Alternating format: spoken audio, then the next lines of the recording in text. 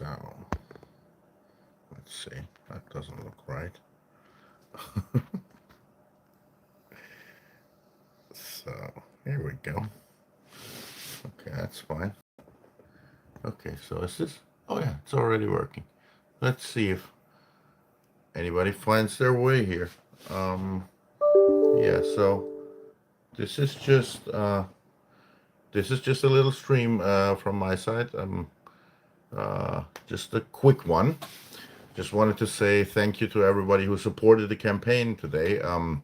If you haven't seen it, I posted a video today for the campaign for my new attempt of making an animal rights video game. It's called Uncage, and you can find the campaign when you go to uncagegame.com. And we already got quite a bit of support. We almost have like 10% of our goal, and it's been just not even half a day so far. So just wanted to say thank you to everybody who supported the campaign. And yeah, and then this is the first time that I'm actually going live on YouTube. So thanks to everybody who's here and who's watching. I see I have very bad eyes these days. So let's see if I can actually read the name. Is that Kir Kirkham? Am I reading that correctly? So you're saying the comment says great work. Thank you so much. Um, Kirk. Yeah. Okay. So sorry for that. I really have bad eyes. It's they're pretty okay on long distances, but they're getting worse and worse in everything that is closer than my computer screen, which I'm looking at constantly for 2 years now, because I'm working on this project. So yeah, so you say you have the same problem. So at least then you know what the problem is, and it's don't don't be um, don't be mad, because it's yeah. And I'm just getting worse eyes with time. It's really a problem when you have when you're sitting in front of the screen for prolonged time. I don't know, like when I was younger, I didn't feel it at all, but at this point, I'm really struggling with reading stuff. Uh, or maybe I'm just going on this whole rant just to say that probably just trying to avoid the bitter truth that I'm just getting old. so, so yeah, again, this is the first time that I'm going live on YouTube. So thanks to everybody who found their way here, and yeah, and feel free to say hi if you wanna, and I'm constantly looking at the chat. So this is oh, thank you so much for the beard. Yeah, it's I'm just letting it grow. Like it's doing its own thing. It's got its own will, and it's finding its way to get to places. I'm just letting nature be nature.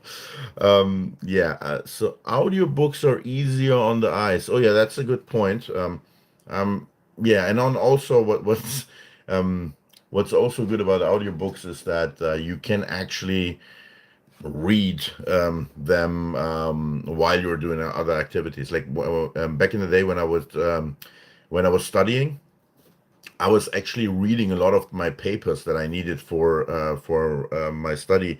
I would read the papers by sending them through a text to speech software, turning them into audiobooks, and then I would just read them, rather listen to them while I was sitting in a bus, sitting in a train, doing something else where you couldn't as easily read a book. I would just, use those times to, get through those papers and stuff. So that's audiobooks are a good way to increase efficiency too. Yes. So let's see. We have. Thank you for all the amazing work. Well, thank you so much. Yeah. Well, we all do. I guess we all do our best to try to be useful. So we all do it in our way. And right now, I'm doing it by trying to make this animal rights video game. If you haven't heard about it, it's my last video is on it. So we just launched the campaign today for it's called Uncage, and you can find the campaign by going to uncagegame.com. And yeah, that's been what I've done the last 2 years. So that's my main focus right now. And the main reason for the screen was for this stream was actually because I just wanted to say thanks to everybody who already supported the campaign. It's been already we're almost at 10% of our goal, and we're only 10 hours in, so that's pretty good. So I just wanted to say thanks to everybody. So let me see, we have more the comments are coming in nicely, so let's see what we have. Hi Patrick, nice to see you. Funny you go live today, the same day I find out that Game Changer sequel is being made. Oh yeah, yeah, that's really cool that they're working on it for. So when did I find out about the sequel? I think I spoke with James about it almost a year ago. I think it's been already quite some time, but I think it went official half a year ago or something like that. So yeah, I'm actually excited myself to see what they come up with. They're working with the production company that that belongs to LeBron James. So I think they're pretty hot as a production company in terms of sports documentaries and stuff like that. So I'm really excited to see how it's gonna be. As far as I know from insider information, it's gonna be probably even bigger than the first one. So gonna be super interesting to see where they go with this one. Yeah. So yes, audiobooks great for multitasking too. Yeah, totally. I yeah, as I said, I was doing it when I would study. That's 15 years ago already. That was when I started, when I discovered audiobooks and text-to-speech software and so on, to just being able to be more efficient with how you get information into your brain. Okay, so what's the website to help fund the game? Yeah, so the game's name is Uncage Total Liberation. So if you just type in the URL uncagegame.com, so it's not uncaged, but uncage, it's just uncage game.com. It's one word, uncagegame.com. And then that brings you to the campaign, to the Kickstarter campaign. You can check it out. If you want to support it, you can just basically you can get the game. It's like a pre-order, so to say, so you can do that. Or if you want to support it in a different way, you can just help us spread the word. And then also what's important for everybody to know is that everybody who supports the game on day one, which is almost half time now. So I launched the campaign 2 o'clock in the afternoon today in Germany. So in Germany, it's now almost 2 o'clock in the night, which means that in about an hour, it's going to be just halfway through the first day. And everybody who supports it within the first 24 hours actually goes into gets the chance to actually win a NPC cameo in the game. So I'm gonna basically take the whole pool of all the supporters who supported it on the first 24 hours. We're gonna actually make a live stream like this, where I'm gonna use.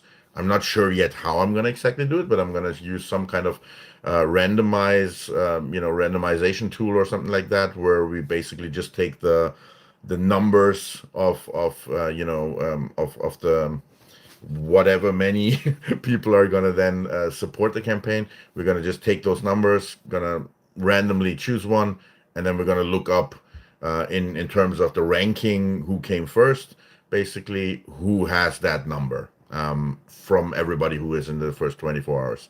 And then that person is going to win an NPC cameo in the game, which means that if you send us footage of your face and we basically have a chance to, theoretically it would work with photos too, but it would ideally also work very well when we get a video file. We would then take that and digitalize you and put you into the game as an NPC, so that you're going to be immortalized in this animal rights video game. So if that's something that you like, you want to then support the campaign on day one. So I'm repeating it again. It's uncagegame.com. The name of the game is Uncage, and the URL is uncagegame.com. And if you go there, then you can check out the campaign. There's a video and everything that you can check out, and maybe win a NPC cameo in the game. In terms of, I just see that we just hit the 10% mark. So yay.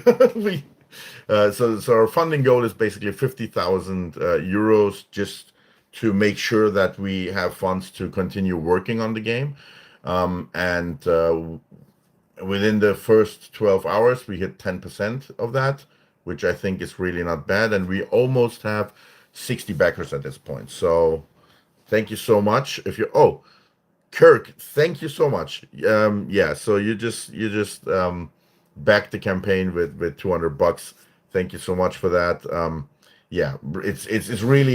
It's really exciting, and I have to be honest here. It's also really, really scary, because we actually already had an attempt of 1.5 years ago. I actually tried to make it was also an animal rights video game, but it was based on my Earthraiser IP, and it failed. It failed in the end, which I now think was a good thing, because it failed. That actually gave me the chance to go back to the drawing board, reconsider all my decisions and everything, and that was a very important part of getting me to the point where I am now, where I'm making Uncaged, which is far more powerful in the way that it tries to also focus on animal rights, which wasn't the case with the last attempt. So Earthraiser was a little bit more of a superhero story. It was an animal rights superhero story, but it was still a lot of fantasy and that kind of stuff. And Uncaged is way more grounded, and it really focuses in on the animal rights work. You literally play an undercover activist in the game, so it is laser focused on being about animal rights. And then another thing is that you also get the chance to play as the animals that you free. So you're an activist, you go in, you free animals, but then when you free animals, you also get the chance to play as those animals, which for me is a way to give the player really the first person perspective of what animals go through when they are in this machinery of animal agriculture and everything behind that. And then in the game, one thing that we're trying to do is, so right now there's a demo of the game that is playable, and in the campaign video you can also see some of the footage that is from that playable demo. And we're actually planning to release that demo at the end of the campaign. So the campaign is going to go right up until the 22nd of December. And then once the campaign is done, what we're going to do is we're going to then give out that campaign to all the backers, and that demo to all the backers. And that's going to be, my idea is that I want everybody to have a chance to kind of, obviously it's just a super basic demo because it's just a prototype of the game, obviously.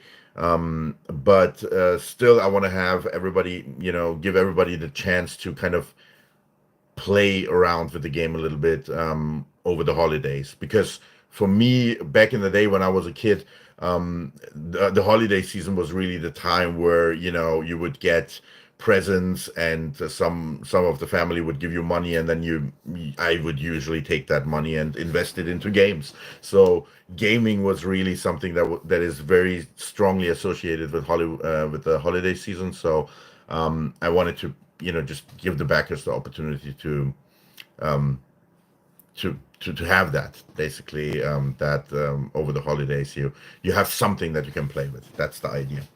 So yeah, again, thank you so much for everybody who already supported the campaign. If you want to check it out, I'm going to repeat it one more time and then not again.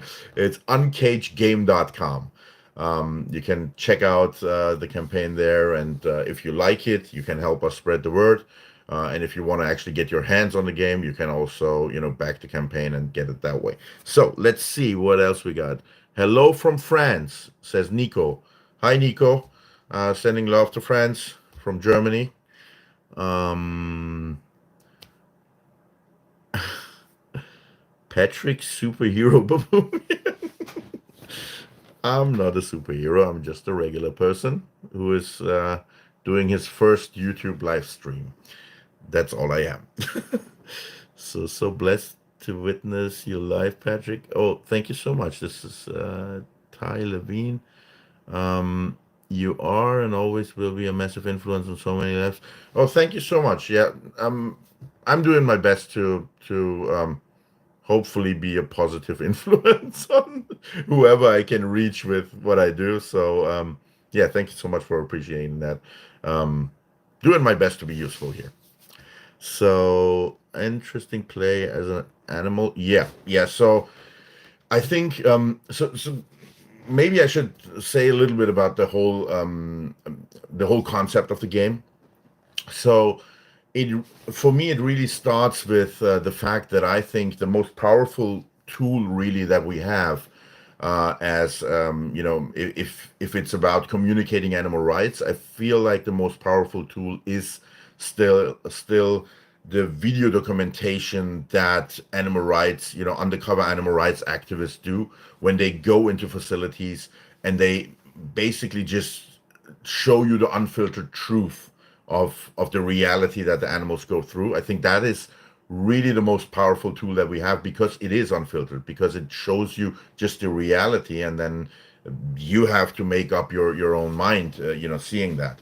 So that is super powerful, but I see that there is a problem with it, and the problem is really that those who should actually watch those videos usually don't watch them because obviously they know what they're going to see, and they know that it's probably going to be uncomfortable to watch it. But even I, as a vegan who should be probably someone who should have an easier time watching them, i'm I'm usually trying to avoid those videos myself.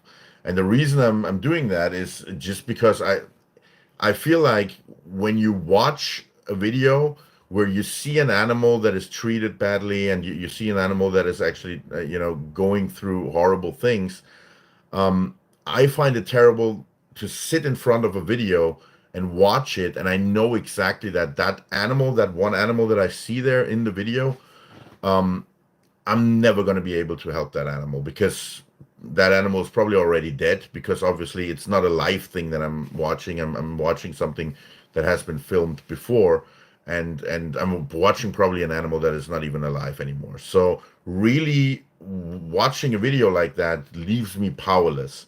And what I was thinking is that if I could take that same content, that same information, that same reality, and now I would create an interactive experience out of it where you're not condemned to sit there passively watching something horrible and not being able to do anything about it, but now you're in the story yourself, and you can actually be the activist who goes into the situation and actually helps the animal.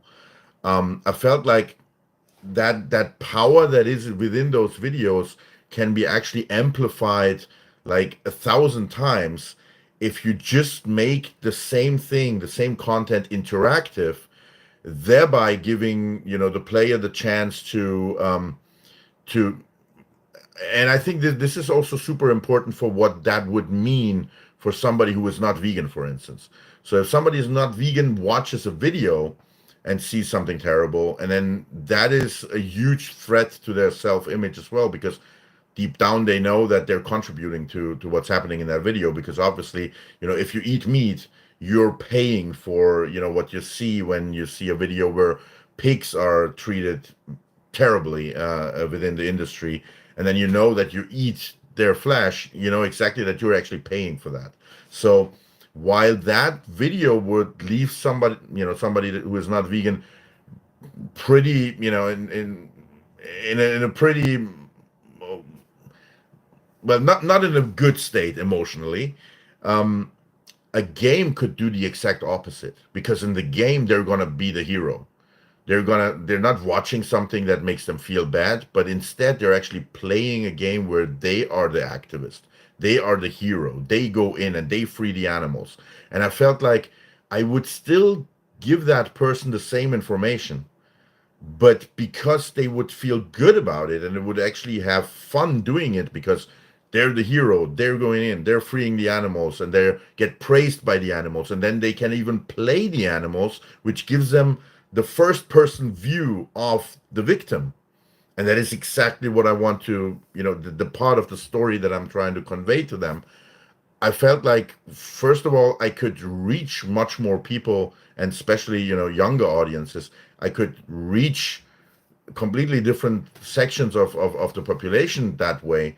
And then second of all, it would even be more powerful than the video itself, because now it's not something that makes you feel powerless. It's not something that makes you feel terrible.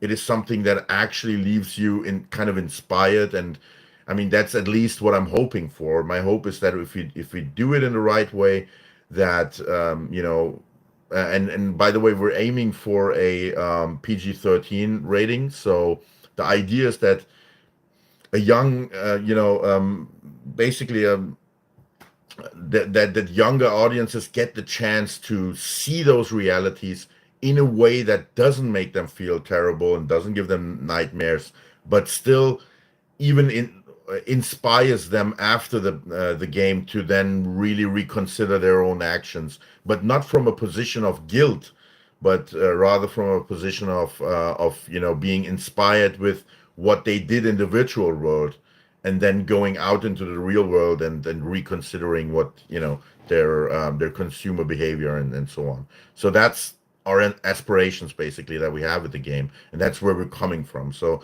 the game is really coming from a point where we really appreciate the heroic work that undercover activists are doing, and we're trying to celebrate that with the game.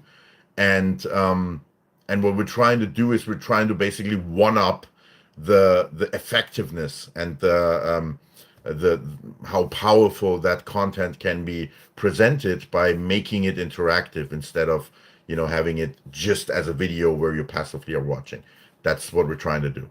So if you're new to the stream and you haven't heard it, what I'm talking about is a game called Uncage, and we're trying to get that game made, and it's an animal rights video game. And if you want to check it out, go uncagegame.com. And now I'm going to see if we have any more questions or something that I have to react to. Okay, so Marvin is saying, I'm drunk. Well, good for you. I hope at least that means something good for you. I myself am drinking very seldomly. It's just it's not so much fun for me. So I'm not religious about it, but it happens very seldomly. So let's see. If you can, you should make a PG-13 and the R-rated version. Yeah, so that is of course something that I've been considering since the very first day that I worked on the game. I've been considering this basically this idea of how much how much of the reality do you want to show. Like, for instance, when I started working on the demo level that we have now, and the playable demo is a fur farm. So you're going to infiltrate a fur farm. Your goal is actually just to go in and take video footage, but then the game still gives you the freedom to actually free animals. So but the catch with that is that if you free an animal, at that point, that means that you take full responsibility of what happens to that animal. So if you free an animal and then something happens to the animal, then you're gonna get punished. So from the second on that you free an animal, you basically have a bond between the animal and yourself. So the animal gets hurt, you're gonna get hurt. And obviously that is something where I'm trying to also kind of teach the player a lesson in a way, because I feel like in reality, taking responsibility for for animals is also a huge thing where I feel like especially kids and younger audiences should be should get input, that is something really important to do, because I feel like there's this situation where a lot of kids get pets or get animals in some way, and then um a few months later they feel like they don't want them anymore, and then they land in shelters and stuff like that. So obviously it's not just about the activism that I'm trying to do myself, which is mainly towards um, animals in animal agriculture, but it's more generally the idea that you teach while you try to incorporate into the game this idea of having respect for the animal, and also taking responsibility for for the animal, that from the time on where you basically change the life of an animal, which is when you free them, obviously you're changing their life, and then from that time on to take the responsibility for that. So yeah, that's also something we're trying to build in. But to get back to the question, with or rather the comment about R rating.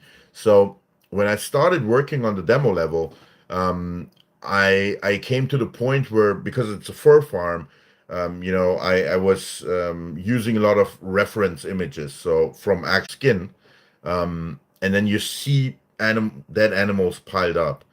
So I created that within the level. Basically, I created a pile of. In that case, it wasn't so. So in the actual demo, it's going to be about foxes. So the animals in the fur farm are going to be foxes, but at that point when I started working on it, I just had rabbits. So I just made a pile of white, albino rabbits. And then I looked at it, and it looked terrible. It looked pretty graphic. Like, I tried to make it a little bit, as realistic as I could. And I felt terrible about it. So on the one hand, I was kind of, proud of myself that I made it realistic, but at the same time, it made me feel bad, because I felt like, oh, although it is not real, although it is something that is, virtual, it still felt like I created something horrible. That I was looking at it and it looked horrible, and I felt bad for it. So I started to think about how much of that would I actually want to show in the game. Um, and my solution at that point was that I created basically a logic where if there are dead animal bodies anywhere in the game, they're basically being marked and censored. So what you see a pixelated image at that point. You still see, I mean, you can still, you're still gonna know what it is, but you're not seeing any details. And I felt like, on the one hand, that took away from that kind of almost voyeuristic kind of bad vibe that I was getting from having too much realism, or having too much of the horror of the reality in there. But at the same time, I felt like it almost made it even more impactful, because uh, while you're not seeing the actual image, you still know what is there. So you're still getting the information, but not in a graphic way, but more in a. I felt like it was more powerful, because the information was still there, and the the graphic nature of the image was not getting in the way of the actual message, which is, this is something horrible. This is what you're fighting against, and you're not distracted by the fact that it looks horrible, and so on. So this is something that we're considering basically on the go, and we have discussed that within my team, and at a pretty early stage, and we're also considering basically an approach where we have maybe different versions even of the game, or you could have some kind of filter in the game where you can basically have settings for, if you're an adult and you're playing the game, you can basically set the game on other settings than if you have a kid, which I don't know how you would make that work, because obviously, that would be something that would be very easy to kind of hack. So, yeah, I'm not sure if that's feasible or not, but right now obviously we're at a very early stage now, but those are things that we're, constantly iterating on and constantly thinking about, because they're obviously very integral to the whole idea of the game. Okay, so let's see if we have more questions. So, um,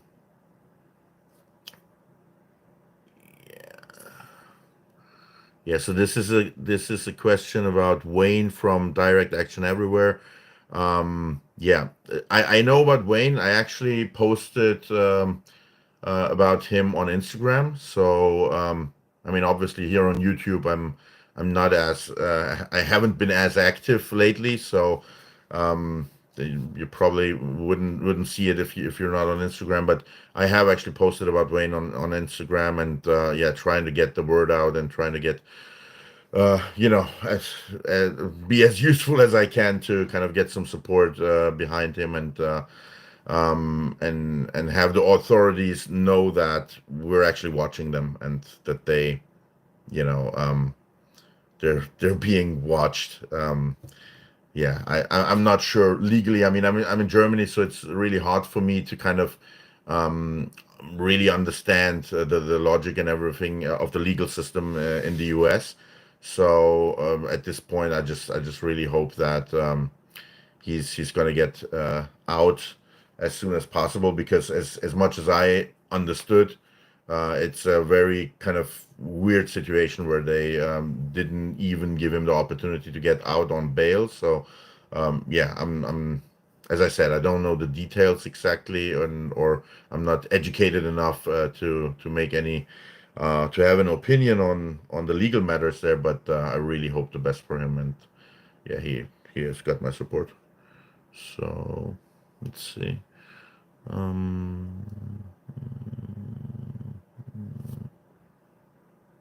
okay, so it's apparently a discussion here, which I don't know. Okay, let me see. There seems to be a whole discussion here. I'm trying to see where it actually starts. So okay, so uh, Adolf is saying, please do live streams a regular thing to interact with us. You're lovely you're loved by many. Thank you so much. Yeah, I'm trying to do that more often now. It's really the last 2 years have been so if you check my channels, you see that in the last 2 years I've been very inactive on social media, and that is really what because in the last 2 years I've been really focused on getting this animal rights game thing um, to a point where it actually works out. So while I feel bad about being as inactive as I was, it was for a good cause. So yeah, I'm doing my best there. So let's see. Please do the 7 race lever challenge. What is that? Please do the 7-day race lever challenge. Okay, I don't know what that is.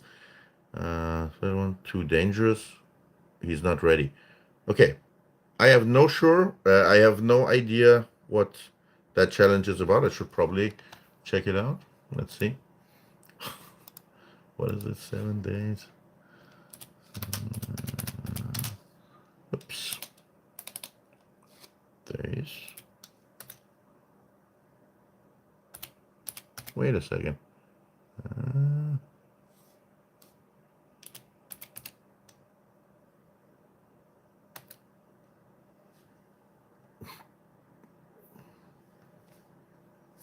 okay. Support.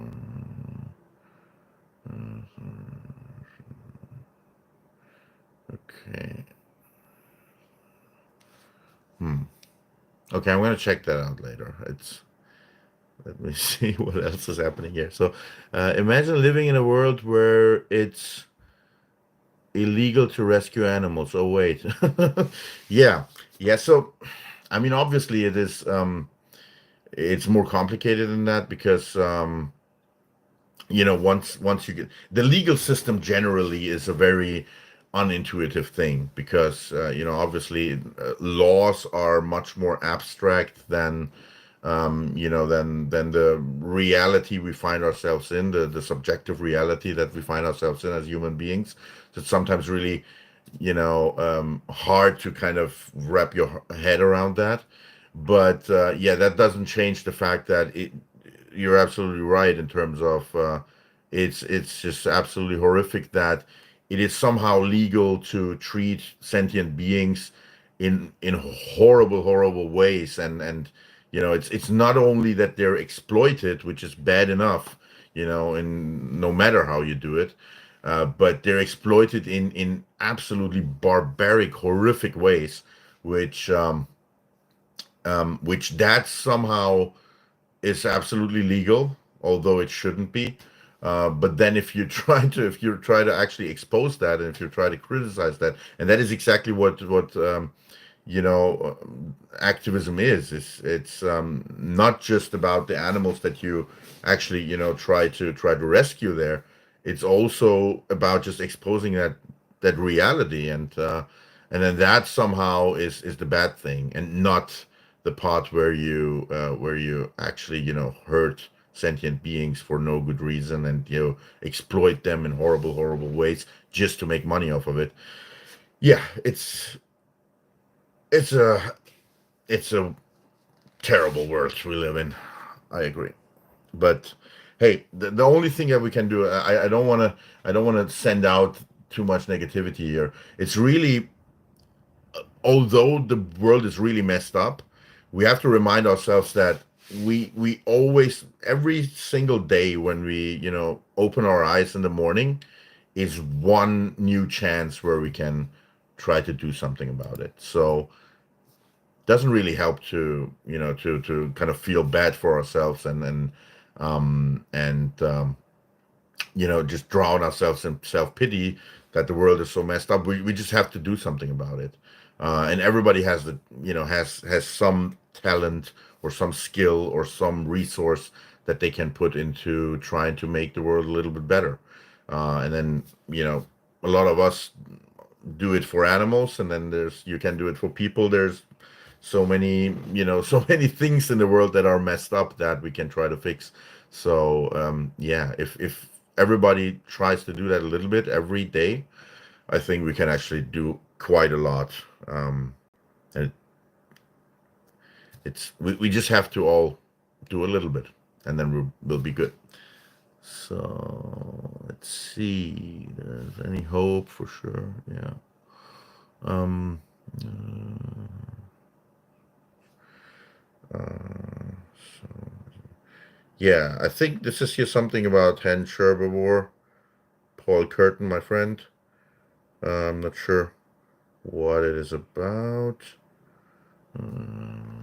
Yeah. Okay. So yeah, Hench Herbivore is a vegan YouTuber and good friend of mine. His real name is Paul, and I'm not sure what the discussion was about. Okay, so yeah, if you have joined the stream now and you haven't actually heard what this is about, this was actually just an attempt from my side to say thanks for all the support that we're already getting for our campaign for uncagedgame.com. For the game's name is Uncaged, and you find the campaign at uncagedgame.com. And we're trying to make an animal rights video game. And this was just really a quick stream from my side to say thank you. So thanks for everybody who is on the stream right now. I'm gonna stay for a few more minutes, so if you want, you can actually I can activate super chat.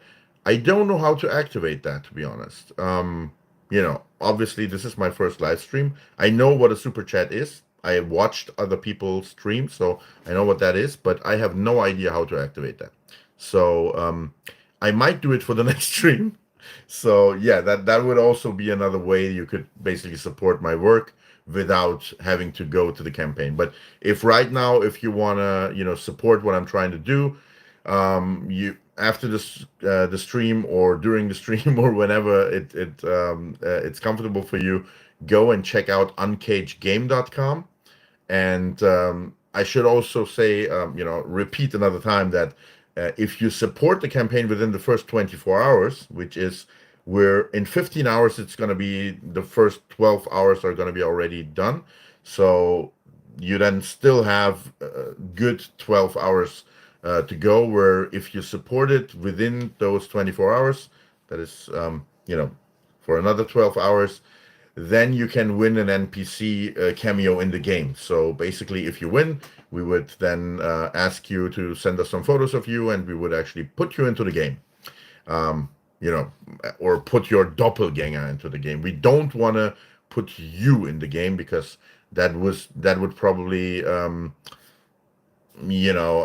involve some kind of voodoo and trap your soul in the game. We don't want that.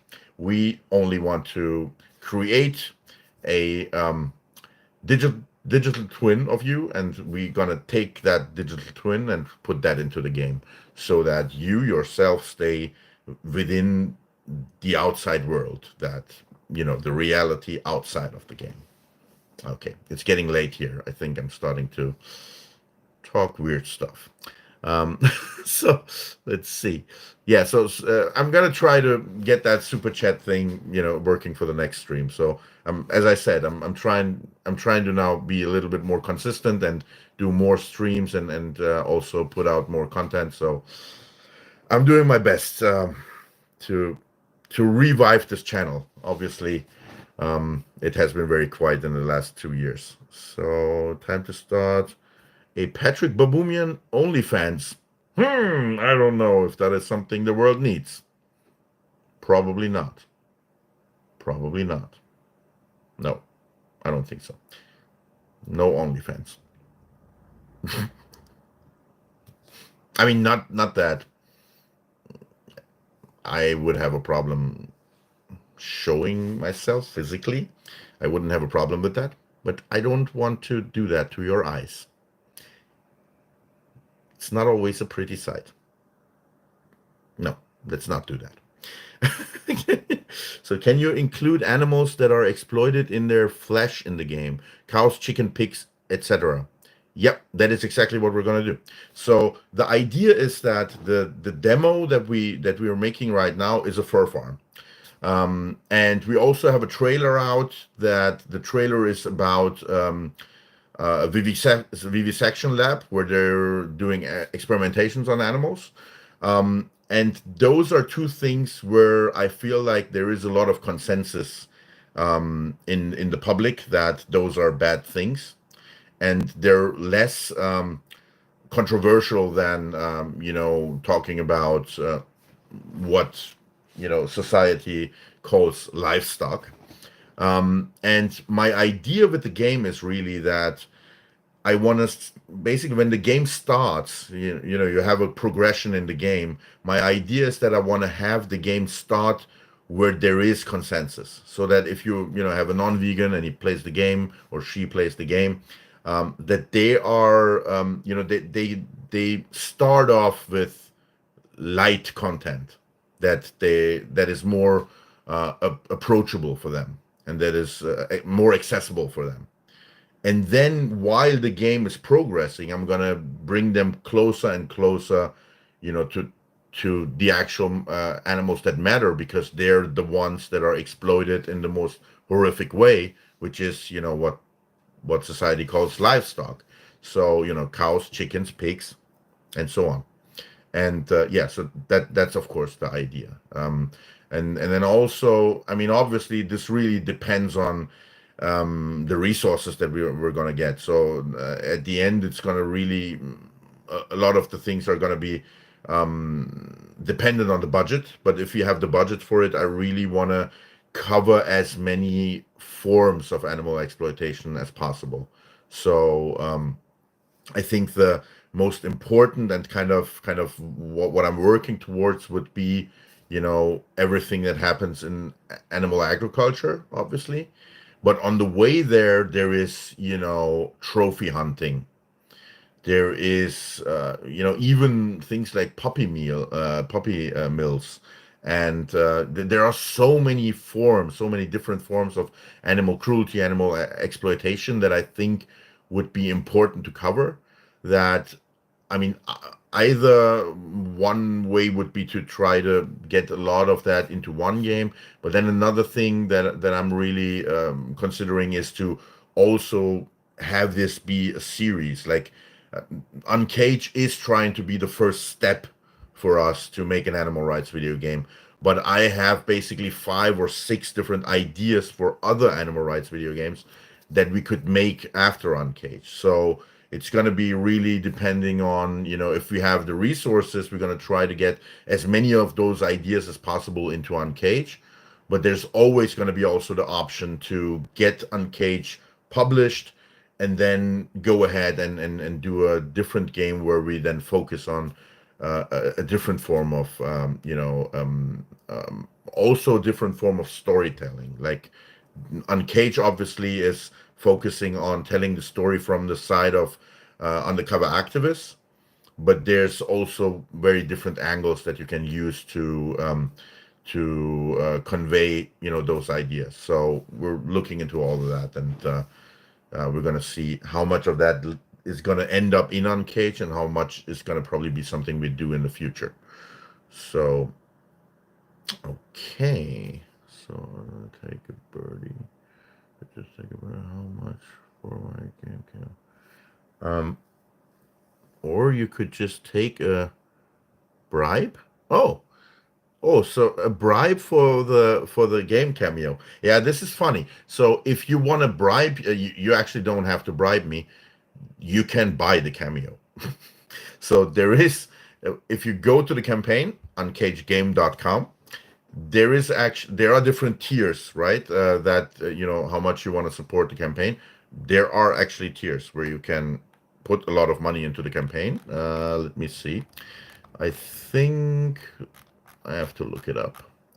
So if you contribute 1,000 euros, and that has been done by one person at this point, your image is going to be in the game.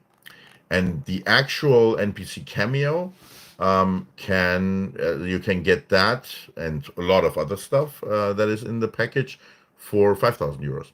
So there's your bribe. You don't have to bribe anybody.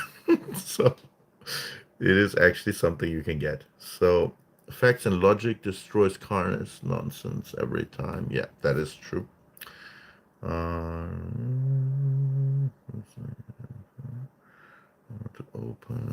I want to open an OnlyFans, but then literally have it be all cooling. What? Oh, cooling fans to. Oh yeah, to mess with people's heads. That's a good idea. Yeah, that's actually too good an idea. I'm pretty sure. Probably somebody has already done that, right? I'm not sure, but I mean, I don't know. I don't want to find out. But if somebody knows, the idea is definitely a good one. Me, I'd watch that. So, okay, good. Great, I definitely supported it then for the inclusion of meat. Yeah, definitely. I mean, I'm not.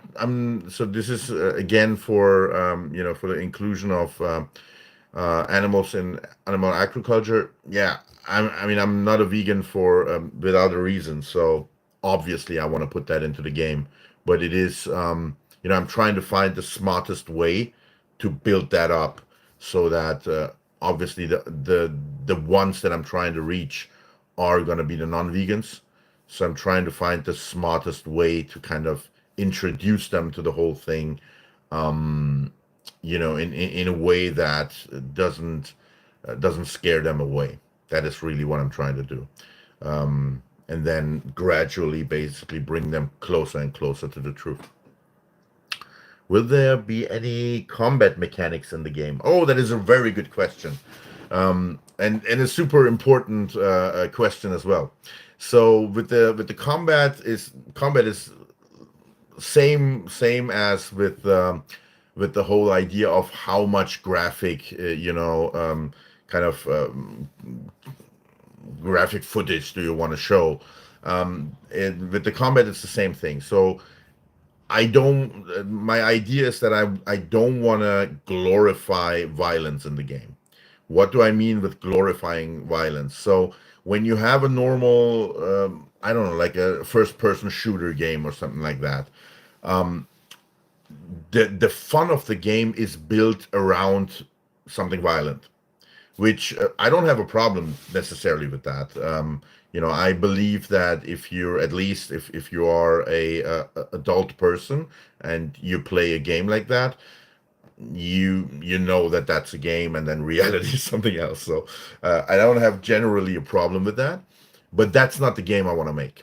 So with Uncaged, obviously, if I'm gonna build a game around the idea of animal rights, well, I don't want to have a senseless violence there, in a glorified way, like in a first-person shooter or something like that. So the mechanics that I have in there are stealth mechanics. So it is basically, like an espionage kind of game. Think Metal Gear Solid or something like that, right? That's kind of the mechanics we have there. And your enemies are gonna be armed. So and this is really something that I have friends who are vegan for like 30, 40 years, and they have been doing animal rights work, like way back in the day. And my friend Yoni, for instance, has told me stories where when they were young, they would actually go into fur farms and rescue animals, or try to in some way you know sabotage basically the farm and stuff like that. And he ended up, they have been he told me stories where he ended up in a hospital because he was shot at by the by the owners of the fur farm. So that's in the game. Your enemies are armed. They're gonna shoot at you.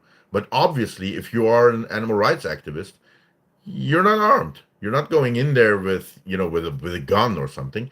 So there is really no combat in the sense of you are going to get attacked, but your only way to defend yourself is really to sneak in, be stealthy, not get caught, like in real life, because if you get caught, you might actually lose your life. And that is really very close to what happens in reality. And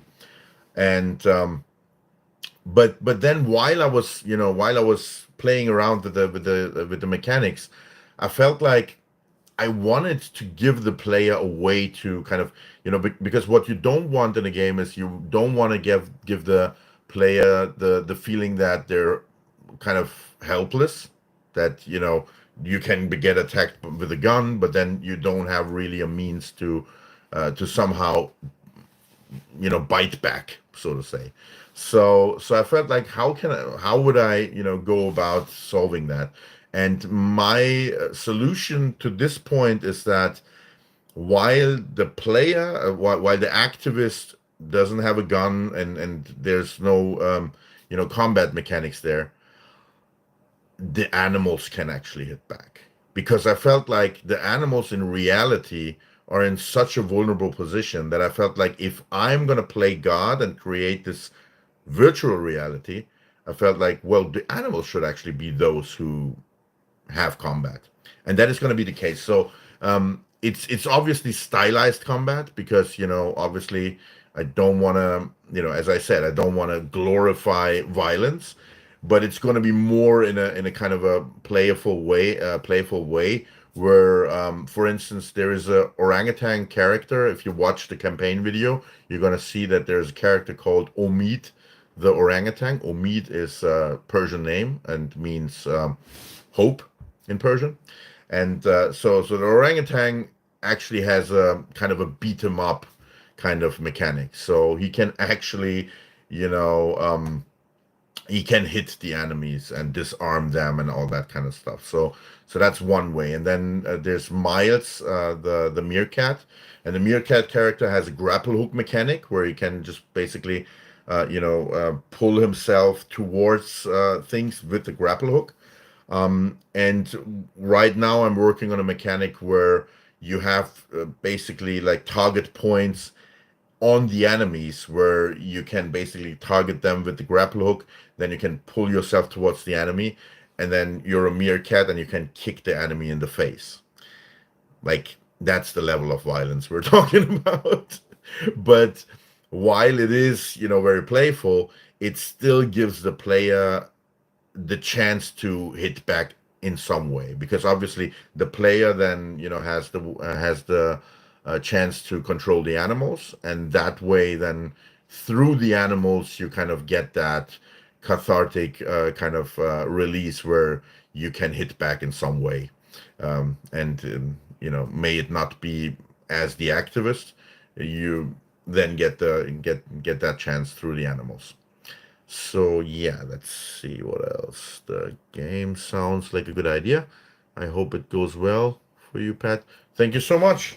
Yeah, and also if you want to support it, you can check it out, and you don't necessarily have to contribute to the campaign. You can also just go check it out if you like it. Just help us spread the word. Like it's uncagegame.com. Just copy the link and then spread it as much as you can within your friends, because not everybody is going to be interested in a game per se, right? Not everybody is interested in gaming generally, but usually you always know somebody who is interested. So if you have nephews, nieces, and I don't know, like a family out there, you can just spread the word and help us get as much visibility as possible. And by the way, that is also the reason why we're doing this whole thing where we give away the NPC cameo for everybody who goes in and contributes within the first 24 hours. It's really because that helps us get more visibility within Kickstarter. If we have a lot of people actually supporting it early on, that really helps the campaign be more visible, and that is going to contribute to the long-term success of the campaign. So thank you very much, and yeah, we really thank you if you're going to support it, if you do it in the first 24 hours. And that's why you can always you can also win something nice. So what's up? Put a link in. Oh yeah, you're asking me to put a link in. Yeah, so actually you can find the link if you just go on my YouTube channel. The last video that I did is the campaign video itself, and right in the video description is the link. So you can just go on my channel, check out the most recent video, and there's your link. You can just click on that and you got the link. But otherwise, it's uncagegame.com.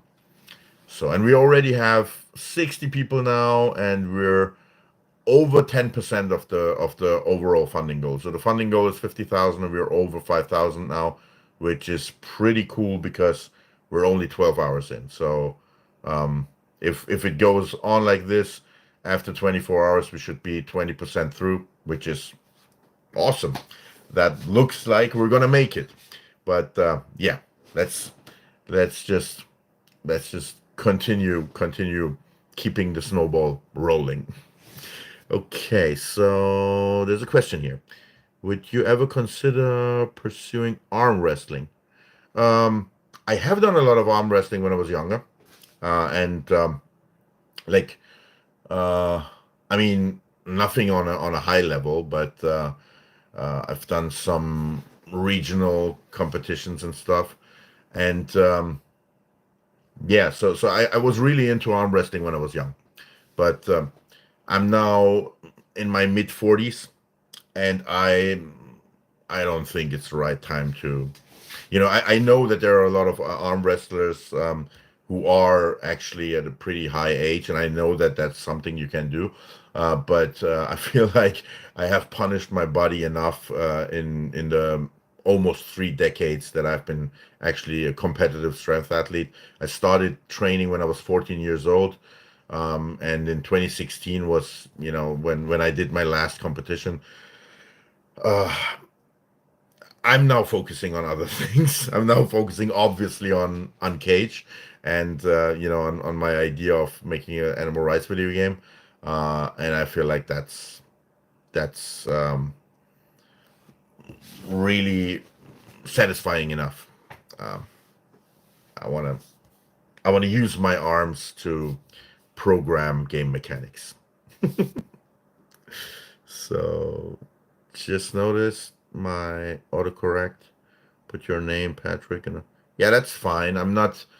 So if you're mistyping my name, that's no problem at all. I'm used to that, and yeah, I don't have a problem with it. It's all fine. Don't worry. It's all the same. What if I want to bribe? Wait a second. You already. Am I going in circles? You want to bribe me? You already said that before. I think I'm going in circles here. So the violence will be in Uncaged 2 Piglets. So the violence will be in Uncaged 2 Piglets Revenge. That's good. I like that. Yeah, I also think that there are different approaches. So, for instance, what we're trying to do with Uncaged is, as I said, to go more of a kids friendly kind of path. But before I actually switched to Uncaged, and that was just in May this year, I was working on a video game version of Earthraiser, which was my project, my graphic novel that I did back in 2020. And if we had actually succeeded making the Earthraiser game, that would have been a much more violent game. Like as I said, I don't necessarily have a problem with with violence in games. I just think it's boring to have it in a senseless way. So if you're gonna have violence in there, you should you should kind of use it in a smart way and not just have the 1 millionth game where it's just senseless violence. Although that can be funny too if you put that really over the top, that can be fun.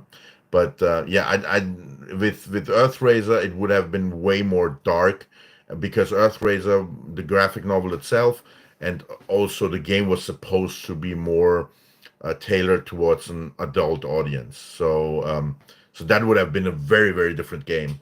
But obviously now we're gonna make Uncaged, and then who knows? Maybe if this is successful and we get our little studio running and can keep the team going. Maybe we can make the Earthraiser game at some point in the future, and that's going to be a violent game.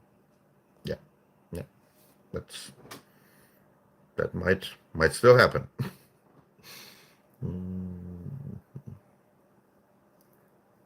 30+ years animal rights activist.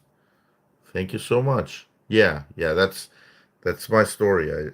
It's really cool to me. Like, I mean, I'm I went vegan back in 12 years ago, and that's when I started doing activism. So it's so cool to me to see people who have been doing that way way longer than I, and that kind of I also have a huge respect for people who have been doing it like 30 years ago or even 40 years ago, because I feel like when I started, that was the time where it was starting to get easier, right? So obviously now it is way easier than 12 years ago, but 12 years ago it was already not that bad. And I feel like those who have been already doing it like 40 years ago or 30 years ago, that must have been way more challenging because, veganism was way more fringe back then and way less mainstream. And I think the options were not comparable with what we have now. So it's really cool for me to see. I really, if you would have a combat option. Yeah, you would like, yeah. So, I mean, in a sense, we have the combat option, right? We have, it's just gonna be the animals. But what I should also say is everything that I'm saying right now is the state of the game right now, which is the game is a prototype right now, right? We don't have a finished game or anything. We have a playable demo that is just a prototype of the game that has some different mechanics. And what we're working on right now is mainly those mechanics. So there is, when you think of the demo, don't think that it's like an actual game where you have like, a whole progression and everything. Right now, it is a bunch of different mechanics, and we're mainly working on those mechanics to make them as fun as possible and to, iterate on them to make them just feel good. And that is then going to be the building blocks that are going to come together to make the game. So that is the state that we're in right now, which means that things are changing every day. So, like, there's no guarantee that what I'm saying right now, what the game is going to be exactly true 2 months from now. Because, while we're iterating on those ideas and while we're playing around with them, obviously we're trying to make the game as effective as possible as a tool to, tell the story of the animals.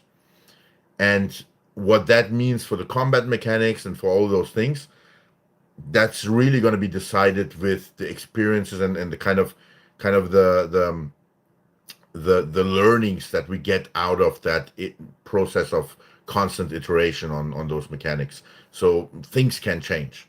That should be very clear. Like, it's not like nothing is put into stone right now. The only thing that is put into, that is definitely not going to change is it's an animal rights video game, and the reason that we're doing it is to, tell the story of the animals. That's never going to change, but everything around that is subject to change because we're going to basically consider every idea that is going to help us make the game more powerful and more effective as a tool to tell the story, the story of the animals. And that is the only thing that matters, really. So, end of the game, lead to some vegan resources.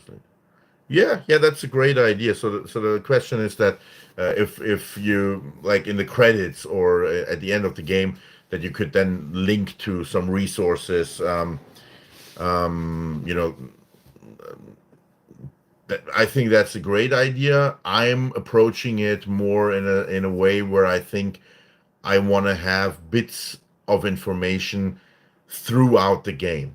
So it's not like, I'm that, because, and there's a clear reason for that. Um, when you would have a film, it would make a lot of sense to put the crucial information at the end of the film, because usually you expect people, if they start watching a film, to actually watch it to the end. With the game, it's not really like that. Usually in a game you have different options, different paths that you can take, and different kind of, branching of different story branches, basically. So the game is way more complex, and it's not necessarily going to be guaranteed that everybody makes it to the end. That's one thing. And then also that everybody makes it to the same end. So the ending can be very different for different people. So I feel like in a game it makes more sense to and then what's also important is that when you have a movie, you just have 2 hours usually, right? If it's a long movie, you maybe have 3 hours, and that's the space that you have that you can use to put information in there.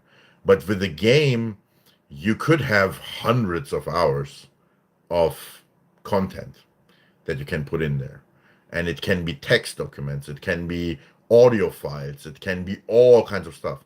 So I think it's going to be way more interesting to, instead of pointing at, resources outside of the game, you can just basically put the resources into the game, so that while the player is playing that stuff, for instance, you're playing an undercover activist.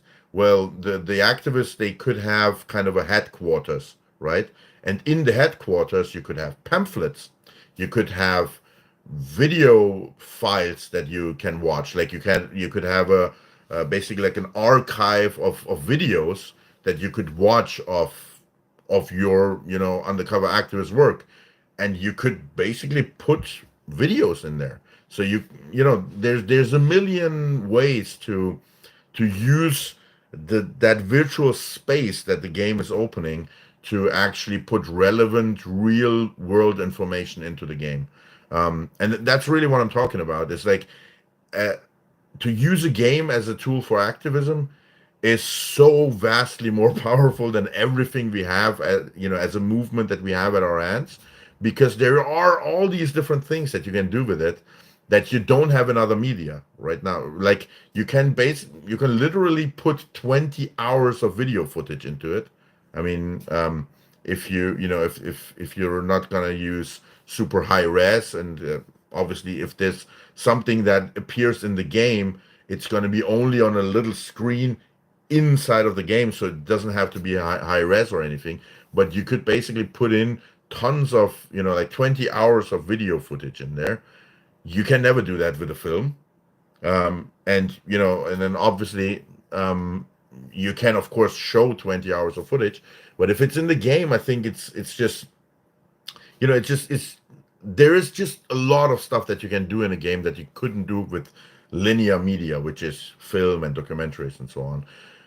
And that's really the reason that I'm trying to make this happen, because yeah, I feel like this could really be a super powerful tool for the movement itself, as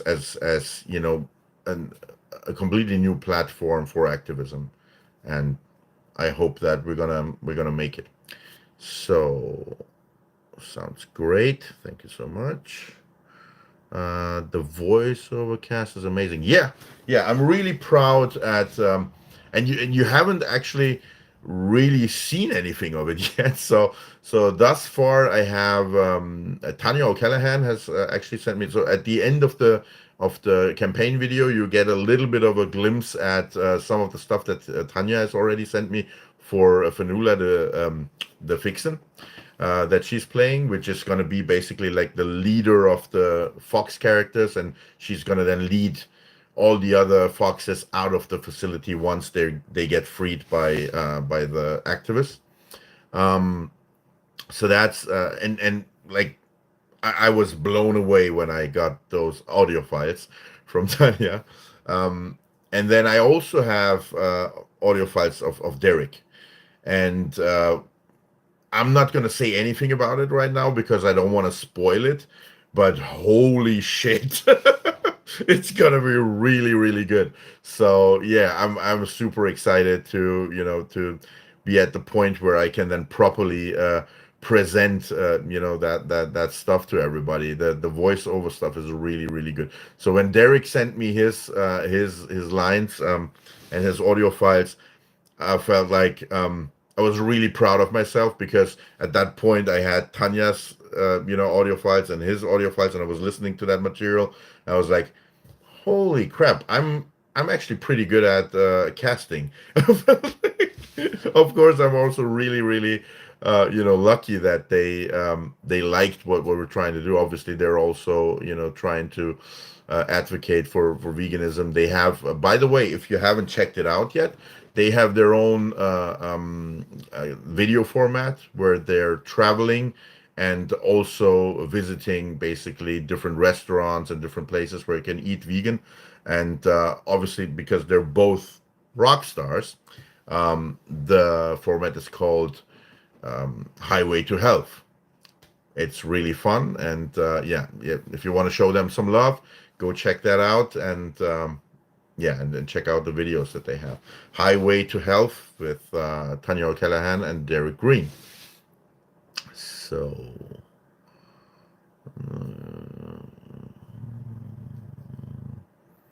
okay.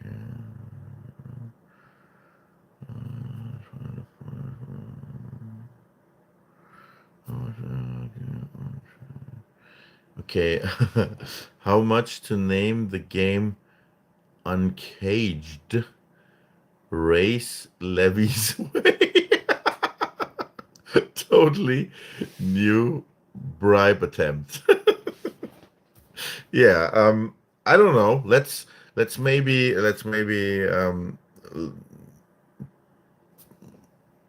Maybe we should have that discussion in a DM or something like that. Write me an email, and we can discuss different ways to bribe me for, for different decisions on the game. So wow, that sounds awesome, and a much better idea than just to have it at the end. Thank you for the in-depth explanation. Yeah, yeah, I think so too. I think, I mean, obviously, it is generally a good idea to use the credits at the end of the game also to, I mean, you could have a website, for instance, with different resources, and you could point at that website. That's generally not a bad idea at all. But then, as I explained, the game gives you so many other options as well to put information in there that I feel like you can actually, instead of having the stuff outside of the game, you can actually put a lot of stuff into the game, which yeah, makes it maybe even more accessible, because the player's already in the game, so you can already then you want to make it as easy as possible for the player to access the important stuff that you want to get, give out to them. So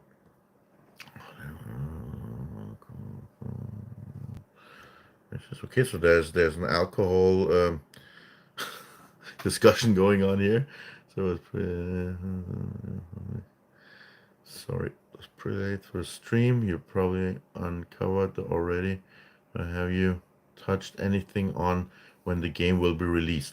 Yeah, so the game right now is a playable prototype. And what we're trying to do is, so we're having a Kickstarter campaign. You can check it out at uncagedgame.com. That's going to redirect you right onto the Kickstarter page. And then there's a campaign video that explains everything you got to know. And as when it comes to the timeline, we're really hoping to have something that we can release in 2 years. So obviously with the Kickstarter, we're trying to get the budget so that we can actually start developing the actual game. And the reason we're doing it with the crowdfunding campaign is really that I have actually connections that would give me the opportunity to do it with investors. And you can also always go for a publisher. But my thinking is that if I'm gonna bring in commercial partners who basically have a profit a profit motive. That's the word I'm trying to say, profit motive. So they're trying to make profits out of the game. That's always going to impact the creative side of it, and what's way more important to me, the idealistic side of it. And I don't want to be forced to to do any to basically have to do any compromises when it comes to the actual message of the game. And that's the reason why I'm really trying to keep it indie, and I'm trying to keep it away from any commercial partners as long as that's possible. And that's why I'm going for a Kickstarter, so that the community basically has the chance to get behind the idea. My job is going to be to be convincing enough so that the community actually thinks it's a good idea to get behind it.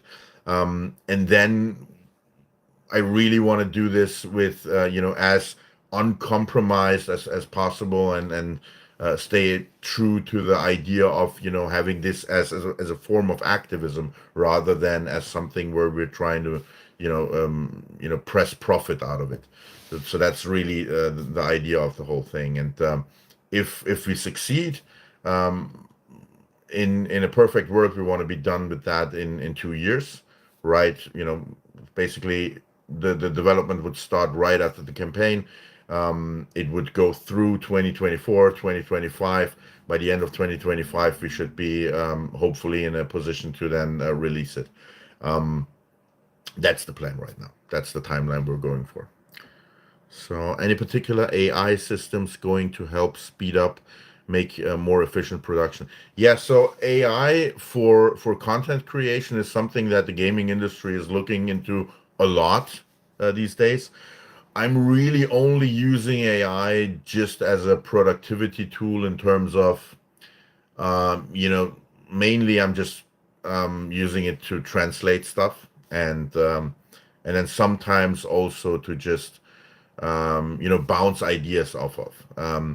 I feel like I know that a lot of people use it actually for writing. I feel that is a problem because I have played around with it, and at least what I've seen so far is very one-dimensional. So while it is very powerful and very impressive and so on, it still is, if you do it long enough, you can actually still see that it's reproducing just some patterns without really kind of have, you know, you don't have that intricate um, kind of sense of taste that an artist has.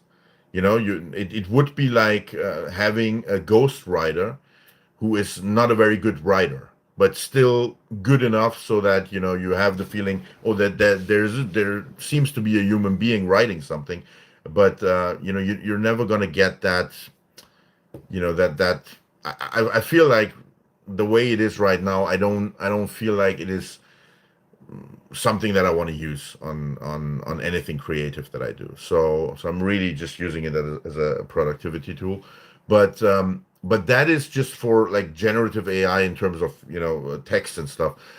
There are a lot of different ways that I use it for productivity, which is, for instance, when I'm animating facial animations. Usually, if you do that by hand, that is something that takes an insane amount of time. But there are tools that use, you know, AI basically on the back end of the tool. For instance, NVIDIA has a tool called Audio to Face. And what it does is you basically, you know, you have a rigged face model that you can animate, where you usually would do that by hand.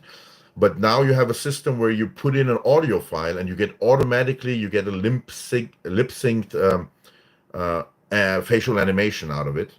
Um, and it just takes a few minutes. What you would usually, you know, if you would do it by hand, you would need several hours to do it, and it wouldn't probably even be as accurate as it is. So that is super powerful. That is one of the ways that I'm using AI right now. But it's, you know, more stuff like that, and not necessarily to create content that I would put into the game. But it's more, I mean, in a sense, the animation itself is also content, but it is, you know, it's yeah, I don't know how to explain it better. It's just really a productivity tool for me. So regularly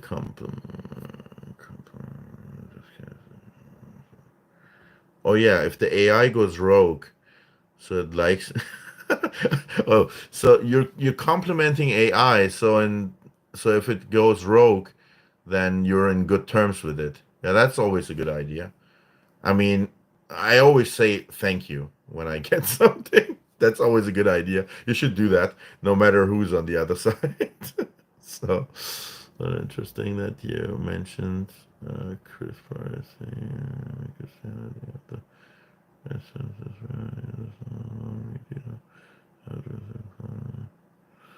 So, yeah. Okay, everybody. Um, I think I have to go back and work a little bit.